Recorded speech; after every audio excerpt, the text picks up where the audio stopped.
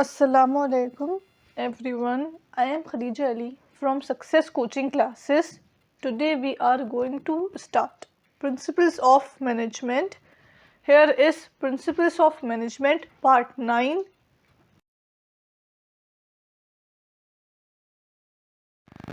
Principles of Administrative Management. इसमें first है Division of Work. Second, Authority and Responsibility. Third is Discipline. Fourth is Unity of Command. Fifth is Unity of Management. Sixth is Renunciation of individual interest for the sake of common good. Seventh is Adequate Remuneration to Personnel. चलिए अब हम आगे देखते हैं. आगे है 8 Centralization. 9th is Communication Chain. 10th is Order. 11th is Equity. 12th is Initiative. 13th is Stability of Personnel. 14th is Team Spirit. चलिए अब हम डिविजन ऑफ वर्क का एक्सप्लेनेशन देखते हैं. इसमें है Fayol has advocated division of work at both levels. जो Fayol हैं उन्होंने क्या करा, उन्होंने डिवीजन ऑफ वर्क को दोनों ही लेवल्स पे एडवोकेट कर दिया. वो दोनों लेवल्स हैं टेक्निकल लेवल और मैनेजरियल लेवल. फिर आगे है specialisation is an essential level of management. जो स्पेशलाइजेशन है वो एसेंशियल लेवल है मैनेजमेंट का. एसेंशियल लेवल यानी कि स्टार्टिंग लेवल. फिर है according to Fayol, division of work would help to increase productivity of an organization. Fayol के हिसाब से जो डिवीजन ऑफ वर्क है वो क्या करता है, वो हमारे ऑर्गेनाइजेशन की प्रोडक्टिविटी को बढ़ाने में मदद करता है. वो कैसे कि अगर हमारा जो ऑर्गेनाइजेशन है उसमें काम अगर डिवाइडेड होंगे तो लोग अच्छे से काम कर पाएंगे, और अगर काम अच्छे से होगा तो हमारे ऑर्गेनाइजेशन की प्रोडक्टिविटी फिर बढ़ेगी. ये होता है. फिर दूसरा टॉपिक है अथॉरिटी एंड रिस्पॉन्सिबिलिटी. इसमें है a manager is responsible for all functions and results. जो मैनेजर हैं वो सभी फंक्शंस और रिजल्ट्स के लिए रिस्पॉन्सिबल हैं, उनकी जिम्मेदारी है. But the manager can effectively perform his responsibilities only when he has been given adequate authority to deal with them. इसका मतलब ये है कि जो मैनेजर है वो अच्छे से परफॉर्म कर सकते हैं उनकी रिस्पॉन्सिबिलिटीज़ को, यानी कि जिम्मेदारी को, कब, तब जबकि उनको एडिक्वेट अथॉरिटी दी गई हो उनसे डील करने के लिए. अथॉरिटी का मतलब होता है पावर. एक इंसान अपनी जिम्मेदारियों को तभी अच्छे से निभा सकता है जबकि उनके पास पावर होती हो अच्छे से उन लोगों को डील करने की. फिर है authority and responsibilities go side by side. मतलब अथॉरिटी और रिस्पॉन्सिबिलिटीज साथ साथ होती हैं. अब manager without authority can never remain effective. एक मैनेजर अथॉरिटी के बिना इफेक्टिव नहीं होता. मतलब कि अगर एक इंसान के पास रिस्पॉन्सिबिलिटीज़ हैं यानी कि जिम्मेदारियां हैं तो उसके पास अथॉरिटी भी है. अथॉरिटी यानी कि पावर, उसके पास ताकत भी है उससे डील करने के लिए. चलिए अब हम आगे देखते हैं. आगे है डिसिप्लिन. इसमें है it is the prime duty of the administration to ensure that discipline is maintained in the organisation. ये एक प्राइम ड्यूटी है किसी भी एडमिनिस्ट्रेशन की. क्या करना है, उसे इंश्योर करना होता है कि जो डिसिप्लिन है वो सही से मेंटेन हो रहा है ऑर्गेनाइजेशन में या नहीं हो रहा. अगर डिसिप्लिन मेंटेन हो रहा होता है तो फिर ऑर्गेनाइजेशन का काम स्मूथली चल रहा होता है. अगर बाय चांस डिसिप्लिन नहीं होता तो काम भी अच्छे से नहीं हो पाता है. फिर discipline would mean that people in organisation are working according to given plans, rules and regulations. Discipline का मतलब क्या है? डिसिप्लिन का मतलब ये है कि जो हमारे ऑर्गेनाइजेशन में लोग काम कर रहे हैं वो प्लान्स के, रूल्स के और रेगुलेशंस के अकॉर्डिंग कर रहे हैं या नहीं कर रहे. अगर लोग उसी हिसाब से डिसिप्लिन में काम कर रहे होते हैं तो हमारा ऑर्गेनाइजेशन बहुत स्मूथली रन करता है और उसको प्रोडक्टिविटी होती है। अगर बाय चांस डिसिप्लिन फॉलो नहीं होता तो हमारे ऑर्गेनाइजेशन की प्रोग्रेस डाउन होने लगती है।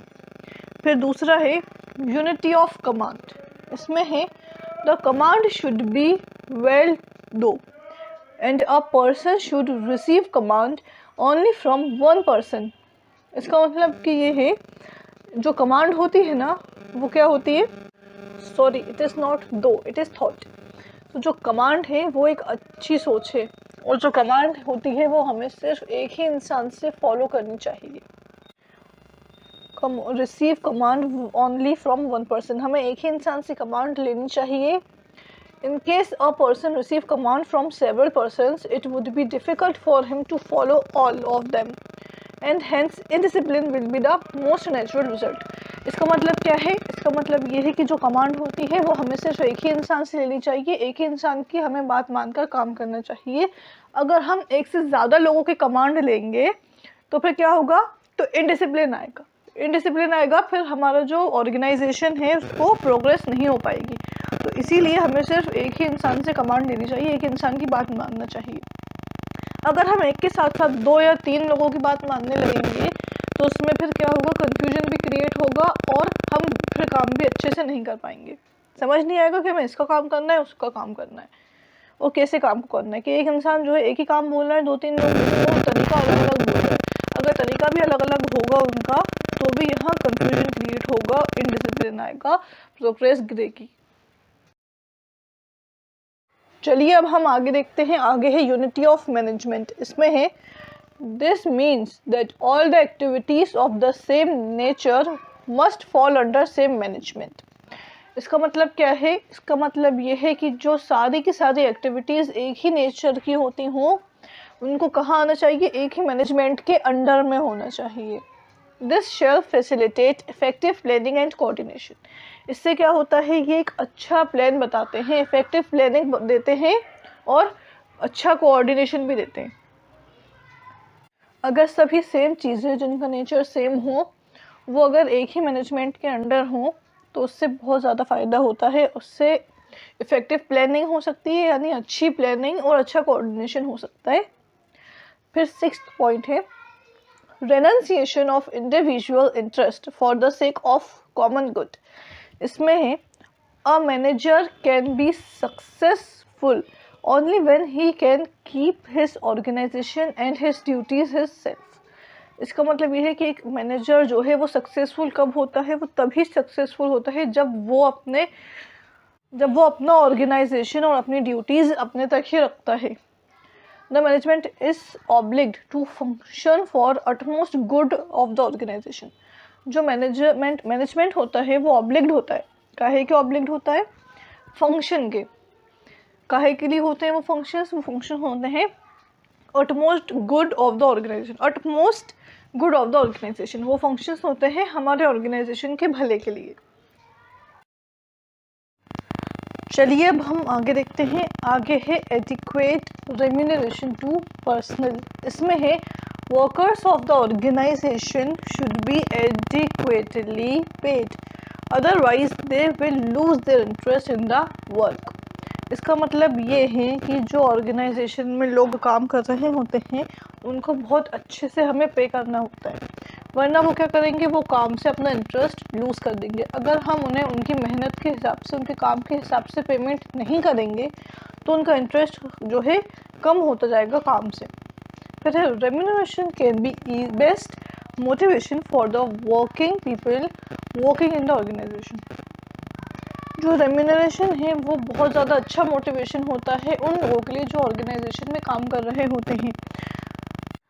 अगर लोगों को उनके काम के, उनकी मेहनत के हिसाब से पैसे नहीं दिए जाएंगे तो वो उनका इंटरेस्ट लूज़ करते हैं काम से, फिर काम अच्छे से नहीं हो पाता। फिर 8 पॉइंट है सेंट्रलाइजेशन। सेंट्रलाइजेशन में है it is for the management to decide as to how far powers and authorities can be centralised. ये चीज़ मैनेजमेंट के ऊपर है डिसाइड करना कि कैसे पावर्स और अथॉरिटीज़ जो हैं वो सेंट्रलाइज की जाएंगी। डिसीजन टू सेंट्रलाइज और decentralise authority should be depend on the nature and objectives of the organisation. मतलब जो डिसीजन होता है सेंट्रलाइज करने का या डिसेंट्रलाइज करने का अथॉरिटी को, वो डिपेंड होता है नेचर पे और ऑब्जेक्टिव पे ऑर्गेनाइजेशन के। हमारा जो ऑर्गेनाइजेशन है उसका क्या नेचर है, क्या ऑब्जेक्टिव्स हैं, उन चीज़ों पे ये चीज़ डिपेंड होती है कि वो कैसे सेंट्रलाइज करेंगे और कैसे डिसेंट्रलाइज करेंगे अपने अथॉरिटीज़ को। चलिए अब हम आगे देखते हैं। आगे है कम्युनिकेशन चेन। इसमें है organisational chart should be decided well in advance so that the chain of communication could be determined. The communication should be clear and should bring desired results. इसमें क्या होता है, इसमें एक ऑर्गेनाइजेशनल चार्ट होता है जो कि पहले से ही डिसाइड करा हुआ होता है। उसमें क्या होता है, chain of communication could be determined. उसमें कम्युनिकेशन चेन डिटरमाइन होती है, मतलब कौन किसके साथ कम्युनिकेट करेगा, कौन किसके टच में रहेगा। Communication should be clear and should bring desired results. उस चेन में कम्युनिकेशन साफ क्लियर होनी चाहिए और वो अच्छे रिजल्ट्स देने चाहिए। मतलब कि कौन किसका सुपीरियर है, कौन किसका सबॉर्डिनेट है, कौन किसको कमांड देगा, कौन किसकी कमांड फॉलो करेगा, कौन किसके अंडर काम कर रहा है, कौन अपने प्रॉब्लम्स अपने किस सुपीरियर को बताना है। ये सब चीज़ें कम्युनिकेशन चेन में आती हैं। अगर ये सब चीज़ें उसमें क्लियरली डिफाइन होंगी तो लोगों को फिर प्रॉब्लम नहीं होगी, वो आसानी से कम्युनिकेट कर सकते हैं। फिर 10th पॉइंट है ऑर्डर। इसमें है the management should make sure that there is a place for everything is at its place.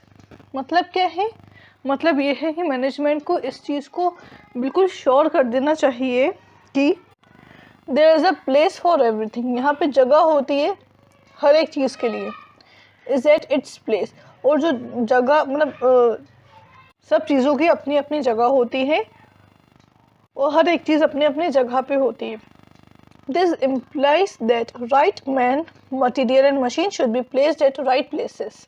इसका मतलब ये है कि सही इंसान, सही मटेरियल और सही मशीन अपने सही जगह पे होना चाहिए।